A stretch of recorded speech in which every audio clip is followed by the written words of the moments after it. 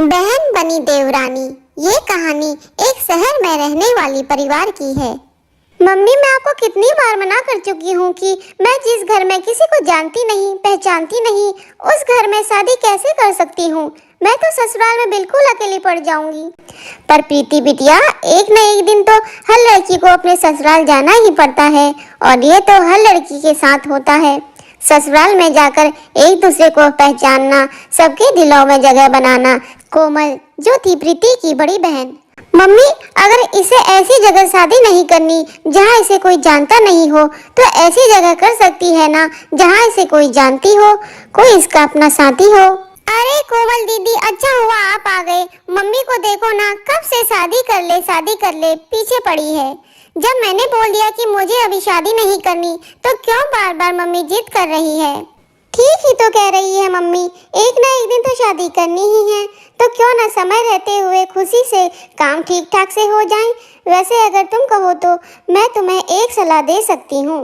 मेरा इकलौता देवर मोहित अभी अभी नई नई नौकरी लगी है, और माँ बाबूजी उसके लिए लड़की देख रहे हैं, पर मोहित को अभी कोई लड़की पसंद नहीं आ रही। अगर आपकी रजामंदी हो तो प्रीति के लिए देवर से बात करूं मम्मी? ये तो बहुत अच्छा रहेगा कोमल बिटिया। अगर तेरे ससुराल वाले इस बात के लिए मान जाते हैं तो तेरे पापा और मुझे कोई एतराज नहीं। और प्रीति तू बता। मुझे क्या पता दीदी, आपको जो ठीक लगे वैसा ही करो। वैसे कर लो। अच्छा, मैं अभी आती हूँ। प्रीति शर्मा कर अपने कमरे में चली जाती है। प्रीति और कोमल दोनों सगी बहनें थी। कोमल की शादी शहर के एक बड़े से ऊंचे घराने में हुई थी। कोमल प्रीति की शादी की बात अपने देवर से करती है। सब लोग इस रिश्ते के लिए मान जाते हैं, क्योंकि प्रीति के स्वभाव को सब जानते थे। सबकी रजामंदी से खुशी खुशी रिश्ता तय हो जाता है और प्रीति और मोहित की शादी हो जाती है। प्रीति नई नवेली दुल्हन बनी, नए नए सपने सजोए अपने ससुराल आती है। सब कुछ बहुत ही अच्छे से चल रहा था। दोनों बहनें मिलकर खुशी खुशी घर का काम निपटाती। घर का माहौल बहुत ही शांतिपूर्ण था। पर कहते हैं ना, जहाँ चार बर्तन होते हैं वह कभी न कभी बसते हैं। कोमल की सास प्रीति के स्वभाव से बहुत ही खुश थी। एक दिन सास का एकादशी का व्रत था। कोमल थोड़ी देर से उठी, इसलिए प्रीति ने सास के लिए फलाहार के कई सारे चीजें बना डाली।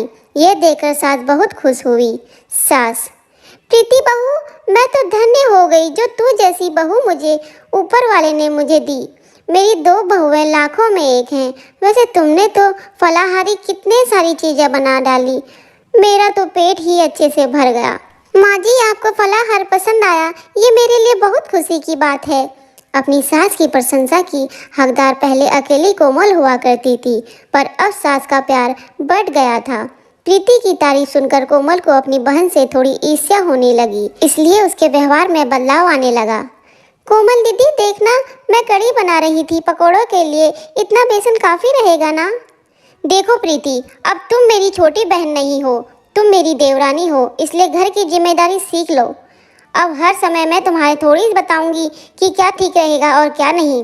खुद भी तो बनाना सीख लो, वैसे भी मुझे बहुत सारे काम हैं। आज से पहले कोमल की प्रीति से ऐसी कभी बात नहीं हुई थी, पर प्रीति इस बात पर ध्यान नहीं देती।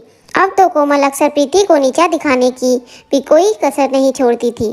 एक दिन प्रीति ने गलती से दाल में देसी घी के तड़के की जगह तेल का तड़का लगा दिया, जिस पर कोमल उसे टोकने लगी। प्रीति, तुम्हें पता नहीं है कि माँ जी देसी घी से तड़के वाली दाल पसंद करती है, फिर तुमने तेल का तड़का क्यों लगा दिया? दीदी, वो देसी घी मुझे मिला ही नहीं, मैंने पूरी रसोई में देखा, इसलिए मैंने तेल का तड़का लगा दिया। 6 महीने तुम्हारी शादी को हो गए, कब तक मैं इस रसोई का सामान देखती रहूंगी? तुम्हें भी तो देखना चाहिए ना। देसी घी हमेशा भंडार घर में रखा रहता है, एक बार वहां जाकर भी देख लेती। कम से कम ये गलती तो नहीं होती। एक बात कान खोलकर सुन लो, यहाँ तुम मेरी बहन नहीं देवरानी हो, समझी? कभी ये सोचो कि दीदी दीदी करके तुम मेरी मदद लेकर घर की सबकी तरफदारी बटोरती रहोगी और चुपचाप मैं देखती रहूंगी। कोई बात नहीं कोमल बहू, इस बात पर इतना गुस्सा क्या होना। कभी कभी देसी घी का ना तो तेल का ही तड़का खा लें, मुझे कोई परेशानी नहीं है। और वैसे भी तेल के तड़के में तो बहुत ही स्वादिष्ट तड़का लगता है। मुझे प्रीति ने ऊपर से सफ़ेद मक्खन डालकर दे दिया था, और मखनी दाल तो मक्खन डालकर भी वैसे भी बहुत स्वादिष्ट हो जाती है। प्रीति की तरफदारी करती हुई अपनी सास को देखकर कोमल गुस्से में भर जाती है और पैर पटकती हुई अपने कमरे में चली जाती है। कोमल ने प्रीति से बात करना भी बंद कर दिया था। इस वजह से प्रीति का मन बहुत परेशान रहता था। कोमल की आंखों में जलन की पट्टी बंधी हुई थी। क्या हुआ कोमल, तबीयत तो ठीक है? आज सुबह से सो रही हो? अरे तुझे तो बहुत तेज बुखार है। माँ जी, मेरा सिर दर्द से फटा जा रहा है, बड़ी घबराहट हो रही है। प्रीति बहू जल्दी आओ, देखो कोमल बहू बुखार से तड़प रही है। इसने किसी को कुछ नहीं बताया। सूरज भी शहर से बाहर गया है। कोमल दीदी, आपने मुझे बताया क्यों नहीं? घबराओ नहीं, मैं अभी मोहित को फ़ोन करती हूँ। वो फ़ौरन ऑफिस से आते ही होंगे, रास्ते में ही होंगे। हेलो मोहित, आप तुरंत घर आ जाओ। दीदी की तबीयत ठीक नहीं है, वे बहुत बुखार से तड़प रही हैं। मुझे तो बहुत घबराहट हो रही है। घबराओ नहीं प्रीति, मैं अभी आता हूँ, चिंता मत करो। प्रीति दीदी दीदी करके रोना शुरू कर देती है। इतने देर में मोहित घर आ जाता है। वे लोग कोमल को लेकर अस्पताल पहुँचते थे। कोमल का बुखार सिर पर चढ़ गया। प्रीति अपनी मम्मी पापा को फ़ोन कर देती है। वे लोग भी अस्पताल पहुँचते हैं। प्रीति रो रो कर डॉक्टर से अपनी दीदी की ठीक होने की बात कर रही थी। डॉक्टर साहब, मेरी दीदी को ठीक हो जाएगी ना? प्लीज़ आप इतना अच्छे से इलाज कीजिए कि मेरी दीदी ठीक हो जाए डॉक्टर साहब। एक हफ्ते बाद कोमल की तबीयत सुधार आ गया और अस्पताल से छुट्टी मिल जाती है। प्रीति ने कोमल की अस्पताल में बहुत ही सेवा की। घर आने के बाद उसका बहुत ध्यान रखा। प्रीति अकेले ही घर का सारा काम निपटाती और साथ ही साथ कोमल की भी देखभाल करती। प्रीति की देखभाल से कोमल बहुत ही ठीक हो गई। कोमल की अपनी बहन के प्रति सेवा को देखकर कोमल को अपनी गलती का एहसास हो गया। एक दिन उसकी सास बोली, प्रीति ने तुम्हारी कितनी सेवा की है बहू, भगवान तेरी ऐसी देवरानी सबको दे। अपनी सास के मुंह से यह शब्द सुनकर कोमल की आंखें भर आई। तभी प्रीति बोली, देवरानी नहीं बहन हूँ माँ जी। बहनों में तो ऐसी मनमुटाव चलते ही रहते हैं। जब हम छोटे थे ना, तब भी हम दोनों झगड़ा करते थे।